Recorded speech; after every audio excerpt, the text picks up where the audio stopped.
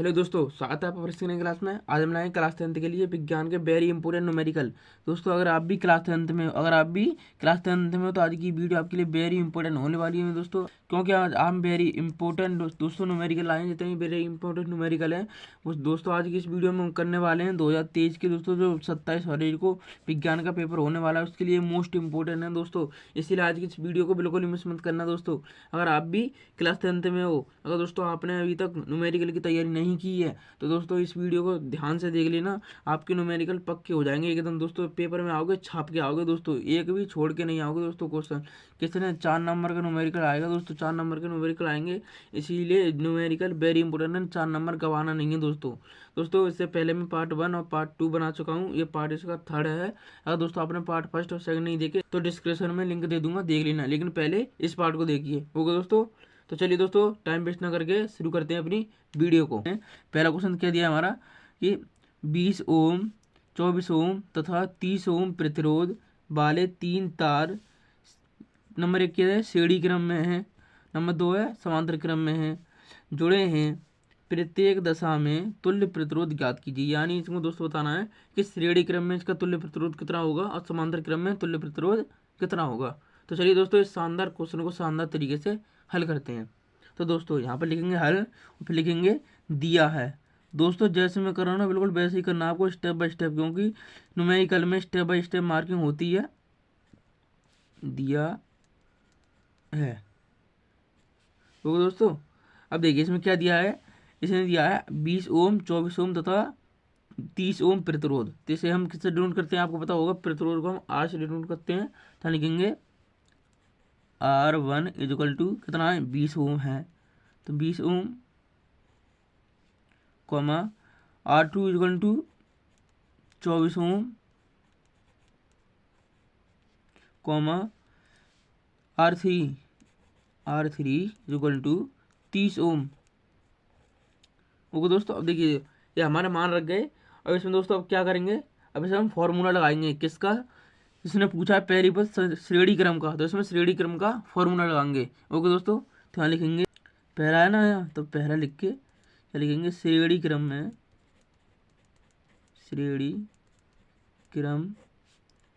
में जोड़ने पर तुल्य प्रतिरोध। ओके दोस्तों, जब इनको हम श्रेणी क्रम में जोड़ेंगे तो यहाँ पर लिखेंगे श्रेणी क्रम में जोड़ने पर तुल्य प्रतिरोध। ओके दोस्तों, ये दोस्तों ऐसे ही लिखना है। और दोस्तों इसमें देखिए श्रेणी क्रम में पूछा है और समांतर क्रम में पूछा है। अब देखिए दोस्तों इसमें तुल्य श्रेणी क्रम में जोड़ने पर तुल्य प्रतिरोध पूछा है, तो इसको हम क्या मान लेते हैं, हम इसको आर मान लेते हैं, आर से करते हैं दोस्तों। लेकिन यहाँ पर श्रेणी क्रम में पूछा है और समांतर क्रम में पूछा है, यानी दोनों में पूछा है, तो हमें कुछ अलग ही मानना पड़ेगा। तो यहाँ पर मान लेता हूँ मैं RS मान लेता हूँ। ओके दोस्तों, आप अपनी मर्जी से कुछ भी मान सकते हो, कोई दिक्कत नहीं है।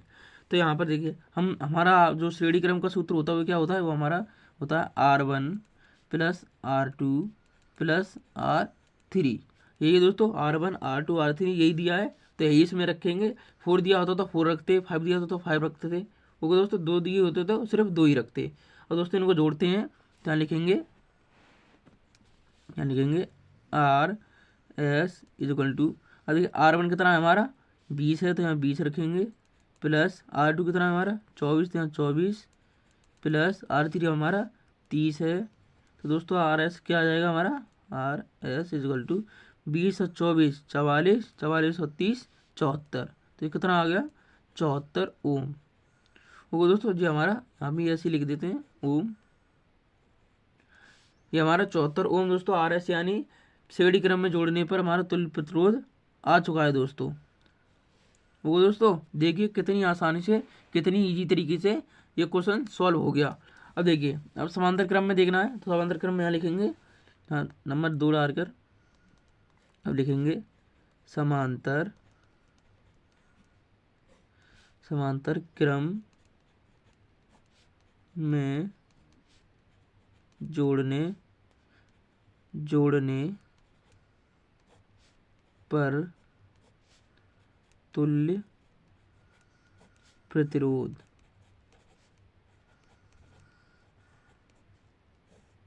वो दोस्तों ये हमने समांतर क्रम में तुल्य प्रतिरोध लिख लिया।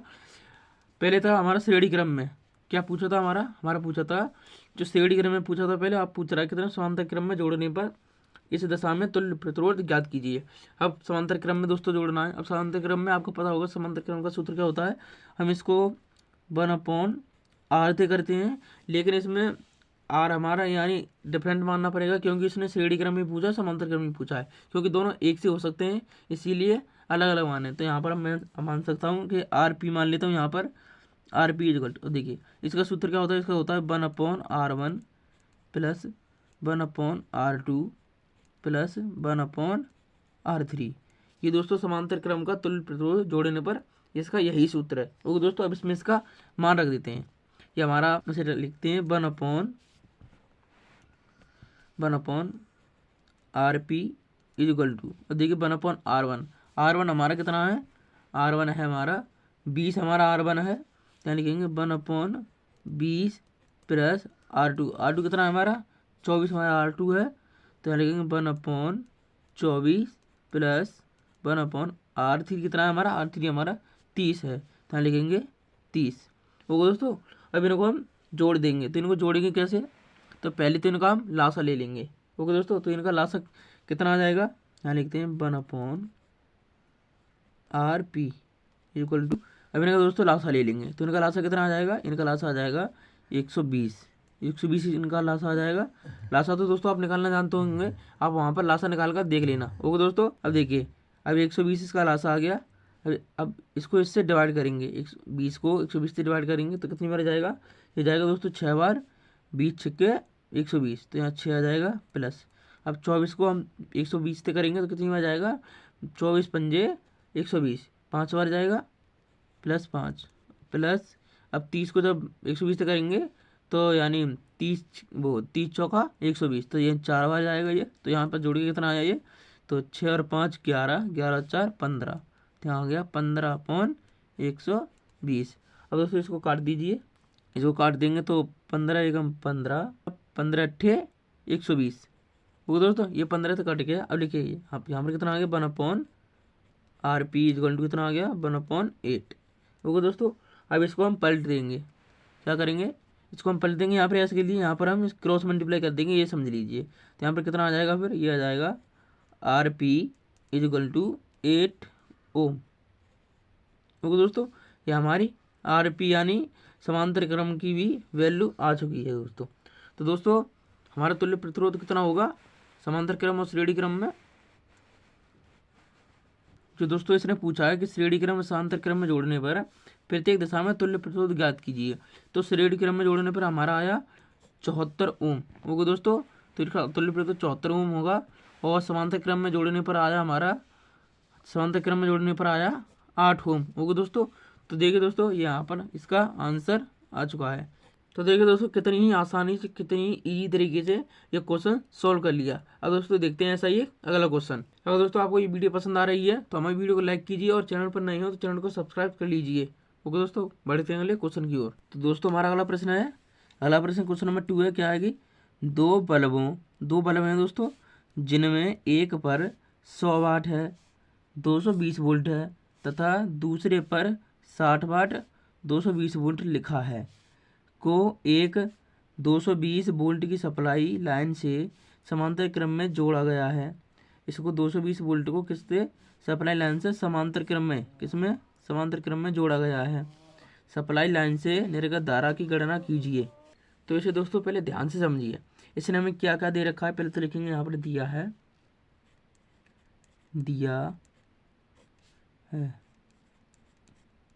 अब देखिए इसमें क्या क्या दे रखा है, इसने दोस्तों दे रखा है दो बल्ब हैं जिनमें एक पर 100 वाट है और 220 वोल्ट है, और दूसरे पर 60 वाट 220 वोल्ट है। तो दोस्तों हम पहले वाले को सॉल्व करते हैं। इसमें लिखते हैं कि जो हमारा वाट है, वाट किससे डिनोट करते हैं, वाट को पी से करते हैं। तो यहाँ पर दो बल्ब हैं तो हम यहाँ P1 ले लेते हैं, तो P1 equal to 100 watt comma, अब 220 वोल्ट है। अब वोल्ट को हम किससे करते हैं, V से करते हैं, तो यहाँ पर V आ जाएगा, तो V इक्वल टू कितना आ जाएगा 220 वोल्ट।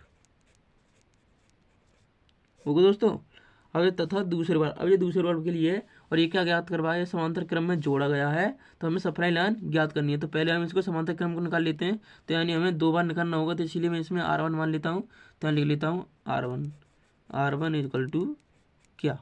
ओके दोस्तों, अब देखिए दोस्तों, अब इसी से हम इसको सॉल्व करते हैं।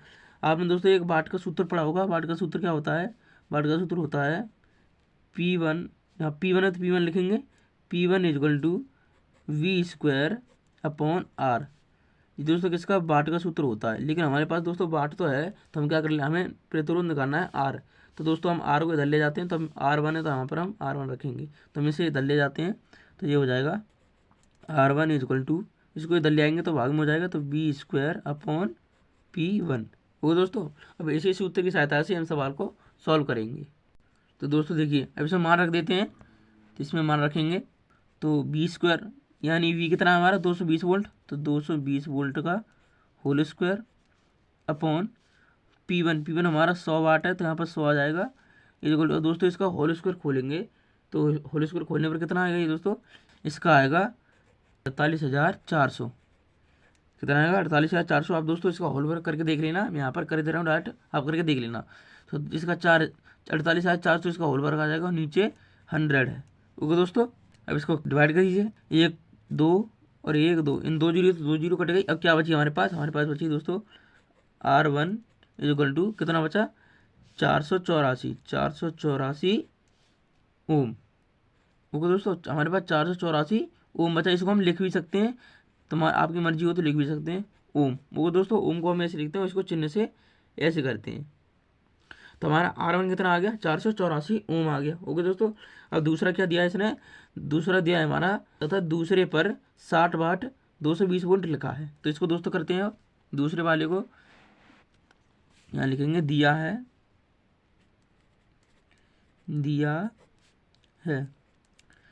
दूसरे वाले के लिए कितना दिया दोस्तों, देखिए 60 वाट और 220 वोल्ट। तो यहाँ लिखेंगे, हम यहाँ P2 मान लेते हैं। P2 इक्वल टू कितना है, 60 वाट है कॉमा, और अब क्या है यहाँ पर V हमारा कितना है 220 वोल्ट। ओके दोस्तों, और यहाँ पर हम यहाँ R1 निकाला था, यहाँ पर R2 निकालेंगे, R2 इक्वल टू क्या। ओके दोस्तों, उसी सूत्र से इसको हल करेंगे। ओके दोस्तों, तो यहाँ पे लिखेंगे, इसी को मैं डायरेक्ट लिखता हूँ, यहाँ लिखता हूँ प्रतिरोध, यहाँ भी दोस्तों प्रतिरोध आएगा, यहाँ पे लिखता हूँ प्रतिरोध, क्योंकि R प्रतिरोध होता है, प्रतिरोध R2 लिखेंगे, प्रतिरोध R2 इक्वल टू क्या होता था यहाँ पर V² अपॉन P2, तो यहाँ पर P2 लिखेंगे। अब इसमें मान रख दीजिए दोस्तों इसका, अब V² का मान कितना आएगा 220 वोल्ट अपॉन P2 का मान हमारा 60 है, इसका होल स्क्वायर आ जाएगा। ओके दोस्तों, जब इसका हम होल स्क्वायर खोलेंगे तो यहाँ पर आएगा इतना ही 48,400 अपॉन 60 है, तो यहाँ पर आएगा 60। अब दोस्तों 1 जीरो से 1 जीरो कट गया। ओके दोस्तों, अब 6 से इसको काटिए तो कितनी बार कटेगा, तो यहाँ पर लिखेंगे इक्वल टू, यानी R2 इक्वल टू क्या आएगा 484, यानी कितना आएगा 4,840 अपॉन 6। वो दोस्तों अब इसको इससे डिवाइड करते हैं तो कितना आएगा, इससे कटेंगे तो आएगा 6 48, 8 बार कट जाएगा, और इससे कटेगा 4 है, तो 4 में तो 6 का जाएगा नहीं, तो ना जाने का 0 हो जाएगा। अब 40 में क्या बार जाएगा 6 का, तो 6 6 36, 6 बार जाएगा 6 6 36। अब बचा 4 पॉइंट लग जाएगा, 40 हो जाएगा। फिर दोस्तों 6 6 36, 6 6 36, ऐसे ही दोस्तों चलता रहेगा। तो यहाँ पर लिख देंगे हम 7 ओम। ओके दोस्तों, यहाँ पर आप लिख भी सकते हो, चिन्ह भी बना सकते हो, कोई दिक्कत नहीं है। ओके दोस्तों, तो ये हमारा R2 की वैल्यू आ गई, यहाँ पर ये R2 है। ओके, तो R2 की हमारा इतना ओम आ गया। तो देखिए दोस्तों, हमने R1 निकाल लिया और R2 निकाल लिया।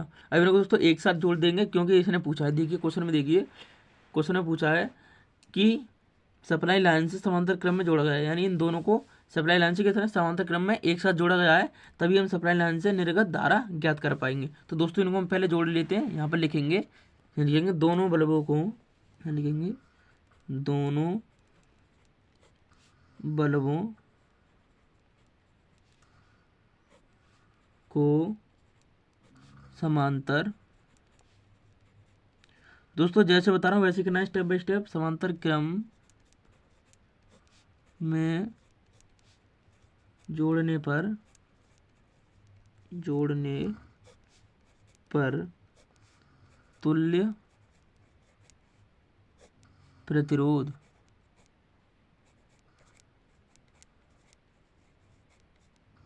अब दोस्तों इसको समांतर क्रम में जोड़ना हमारा R1 था या R2 तो यहाँ पर हम मानेंगे, हम R मानेंगे, इसको एक साथ जोड़ेंगे तो इक्वल टू। तो दोस्तों देखिए ये R है तो हम इनको जोड़ लेते हैं। तो यहाँ पर आएगा, पहले तो लिखेंगे R1 और R2 इंटू में लिखेंगे वो दोस्तों अपॉन, अब लिखेंगे R1 प्लस R2। ये दोस्तों हम इनको जोड़ रहे हैं, ये हम सिर्फ R निकालें दोनों वालों को हम एक साथ जोड़ने पर, ठीक है। तो यहाँ पर लिखेंगे R1 की वैल्यू क्या थी हमारी, R1 की वैल्यू थी 484 ओम, 484 इंटू R2 की वैल्यू हमारी 806.7 वो दोस्तों अपॉन, अब R1 की यही है 484 प्लस अब R2 हमारी 806.7 वो दोस्तों। अब इनको सॉल्व कर लेते हैं। तो देखिए दोस्तों सब इनको गुणा करेंगे, तो मैं डायरेक्ट कर देता हूँ, आप करके देख लेना। तो इसका डायरेक्ट गुणा आएगा, इसका आएगा 3904428। ये दोस्तों इसका मल्टीप्लाई हो जाएगा अपॉन, अब दोस्तों इसे ऐड कर देंगे, तो इसे ऐड करेंगे तो 0.7 तो 0.7 ही रहेगा, और 4 6 कितने हो गए 10, 10 का 0, हासुल 1 8 और यहाँ पर 0 यानी हासुल 1 9 है गए, और 8 4 कितने हो गए 12, तो यहाँ पर 12 जाएंगे ओके दोस्तों। अब इसको इससे डिवाइड कर देंगे, इसको इससे डिवाइड करेंगे तो कितना आएगा R इक्वल टू, तो मैं दोस्तों डायरेक्ट ही कर दे रहा हूँ, आप इसको करके देख लेना ओके दोस्तों। तो यहाँ पर इसका डिवाइड करेंगे तो यहाँ पर आ जाएगा 302.5 ओम ओके दोस्तों, क्योंकि ओम में है प्रतिरोध निकाल रहे हैं तो हम ओम ही आएगा ओके दोस्तों। तो यहाँ पर हमारा ये 302.5 ओम आ चुका है ओके दोस्तों। अब ये देखिए, अब क्वेश्चन क्या कह रहा है कि निर्गत धारा,